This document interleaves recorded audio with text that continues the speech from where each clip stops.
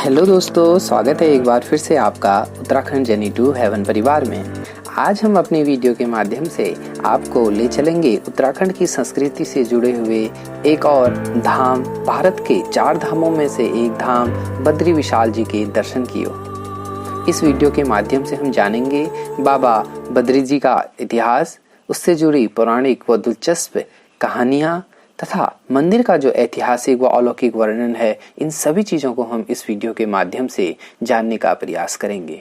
Video शुरू करने से पहले अगर आप हमारे चैनल में आए हैं नए तो प्लीज़ चैनल को लाइक एंड सब्सक्राइब करना ना भूलिए।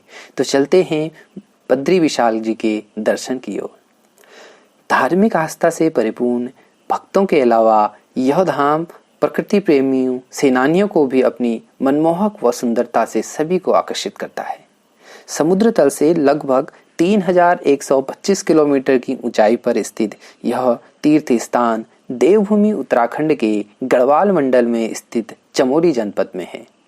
लक्ष्मण गंगा व अलकनंदा के संगम पर स्थित यह पवित्र धाम वैष्णव तथा शिव दोनों संप्रदाय के अनुयायियों के लिए श्रद्धा का बहुत बड़ा केंद्र रहा है। हिमालय की ऊंची ऊंची चोटियां व बर्फ की चादर से घिरे रहने वाले यह धाम 6 माह के लिए श्रद्धालुओं के लिए खोला जाता है तथा शीतकाल में नवंबर माह के बाद इसके कपाट बंद किए जाते हैं। मान्यता यह है कि शीतकाल में यहाँ पर देवता आदि पूजा अर्चन करते हैं और भगवान विष्णु के इस अलौकिक धाम में निवास करते हैं। अगर हम बद्रीनाथ जी के इतिहास की बात करें तो पौराणिक मान्यताओं के अनुसार एक बार भगवान विष्णु किसी समस्या के समाधान के लिए कोई शांतियुक्त जगह ढूंढ रहे थे, तो उन्हें नर नारायण पर्वत के बीच यह भूमि उपयुक्त लगी। यहाँ पर नीलकंठ महादेव का डेरा था। भगवान विष्णु ने शिवजी से अपनी साधना के लिए यह स्थान मांगा और साधना करने लगे।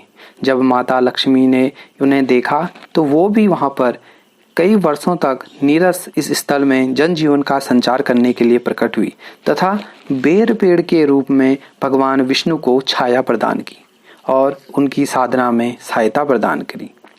तभी से यहाँ इस पावन भूमि को शिव विष्णु का संगम बद्री नारायण संगम भी कहा जाता है तथा इस दिव्य स्थान में माँ लक्ष्मी के साथ विराजमान श्री नारायण का ध्यान उच्चारण करने से ही श्रद्धालुओं के जन्म मरण का मोह खत्म हो जाता है और यहाँ पर इस पवित्र धाम की स्थापना कही या मानी जाती है। अगर हम बात करें बद्रीनाथ का नाम पड़ने की या बद्रीनाथ नाम क्यों पड़ा, तो कहा जाता है कि यहाँ पर बेर व बद्री की विशाल झाड़ियाँ पाई जाती थी, इसीलिए इसे बद्रीवन कहा जाता था। सनातन धर्म की पुनर्स्थापना तथा हिंदू धर्म की स्थापना के लिए आदि गुरु शंकराचार्य जब यहाँ आए तो उन्होंने इस मंदिर को स्थापित किया। इसके पीछे की एक दिलचस्प कहानी को कहा जाता है कि जब शंकराचार्य जी यहाँ पर हिमालय में शांति की खोज के लिए आए तो एक रात को भगवान विष्णु ने उन्हें अपने सपने में आकर दर्शन दिए और कहा कि नारद कुंड के अंदर मेरी एक मूर्ति है। जब सुबह प्रातःकाल शंकराचार्य जी जागे और उन्होंने उस मूर्ति को नारद कुंड में पाया तो उन्होंने उसके समीप ही उस मूर्ति को स्थापित किया तथा भगवान विष्णु का नाम धारण कर इस मंदिर को बनाने की योजना बनाई और वहां के स्थानीय राजाओं के साथ मिलकर इस भव्य मंदिर का निर्माण कराया। व्यास मुनि का जन्म भी बद्रीवन में ही हुआ था। अभी भी यहाँ इनका मंदिर है, इसलिए भी इसे इसलिए व्यास जी को, जो व्यास जी हैं, उन्हें बद्रायण कहा जाता है। गढ़वाल के चंद्र शासकों ने इस मंदिर को वर्तमान रूप में दिया। जिस बद्रीनाथ धाम को हम वर्तमान में जानते हैं वो चंद्र शासकों के द्वारा ही 16वीं शताब्दी में बनाया गया था। इंदौर की महारानी अहिल्याबाई ने सोने का शिखर चढ़ाया, तभी से यह मंदिर पूरे भारतवर्ष को पूरब से पश्चिम तथा उत्तर से दक्षिण में एक सूत्री धागे में पिरोता है। दक्षिण भारत के केरल के नपुद्यनवाद रावल ब्राह्मण इस प्रतिमा को छू सकते हैं। इस दिव्य प्रतिमा को छूने का अधिकार सिर्फ रावल ब्राह्मणों को ही होता है, वही इसकी पुजारी हैं और इसकी पूजा अर्चना करते हैं। भगवान विष्णु के परम भक्त नारद जी को अभी भी इस क्षेत्र में माना जाता है। हिम शिखरों की इस भूमि में भी एक गर्म तप्त कुंड है जो श्रद्धा के साथ साथ चमत्कार का भी कारण है। यहाँ स्नान कर भगवान विष्णु के दर्शन करने से मनुष्य जन्मों के तरण मरण से तर जाता है।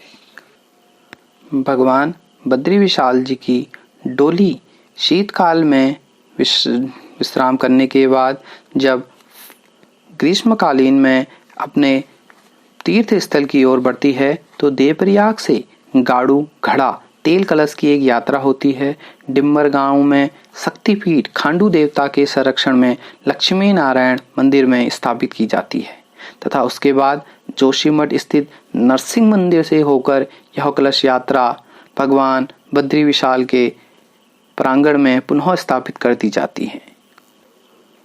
भगवान बद्री नारायण जी का यह विशाल मंदिर नर नारायण दो पर्वतों के बीच पठारी भूमि पर स्थित है।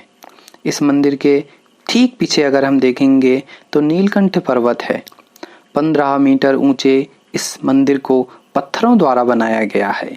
मंदिर के ऊपर 3 स्वर्ण के कलश हैं। बाह्य द्वार को सिंह द्वार कहा जाता है तथा मंदिर के समीप ही नारद कुंड, गरम कुंड आदि कुंड हैं। मंदिर प्रांगण की बात करें तो वहां पर गरुण, हनुमान, लक्ष्मी जी के साथ साथ मंदिर प्रांगण में और मूर्तियां भी स्थापित हैं तथा इनके दर्शन से लाभान्वित होकर जब श्रद्धालुगण मंदिर के विशेष आकर्षण की ओर जाते हैं तो चतुर्भुजी काले पत्थर से निर्मित भगवान विष्णु जी के दर्शन करते हैं। भगवान विष्णु की यह अलौकिक प्रतिमा अपने भाव विभोर दृश्य से सभी को अचंभित कर देती है। भगवान विष्णु के माथे पर लगा हीरा ऐसा चमकता है जैसे मानो चंद्रमा चमक रहा हो। नर नारायण कुबेर की प्रतिमा भी इसके आसपास स्थित है। दोस्तों, मई महीने में इस धाम के कपाट खुल जाते हैं तथा श्रद्धालुगण 6 महीने यहाँ पर भगवान विष्णु के दर्शन करते हैं तथा इस अलौकिक धाम में अपने सभी पापों को नाश करने की शक्ति प्राप्त करते हैं। नवंबर माह के तृतीय सप्ताह में इस पवित्र धाम के कपाट बंद कर दिए जाते हैं तथा इसी के साथ साथ भगवान बद्री विशाल जी भी विश्राम करते हैं और अपने शीतकालीन द्वार की ओर लौट चलते हैं। तो ये पूरी यात्रा वृत्तांत दोस्तों हम लोगों ने भगवान बद्री विशाल जी के दर्शन, उसके अलौकिक वर्णन का बनाया। इससे जुड़ी हुई एक अगली वीडियो उसकी यात्रा से संबंधित और क्या हमारे अहम पड़ाव पड़ेंगे हमारी भगवान बद्री विशाल जी की यात्रा में, उससे जुड़ी हुई हम एक अगली वीडियो और अगले भाग में बनाएंगे। तो हमारे साथ जुड़ने का प्रयास करते रहिए और इसी तरीके से हमें प्यार देते रहिए।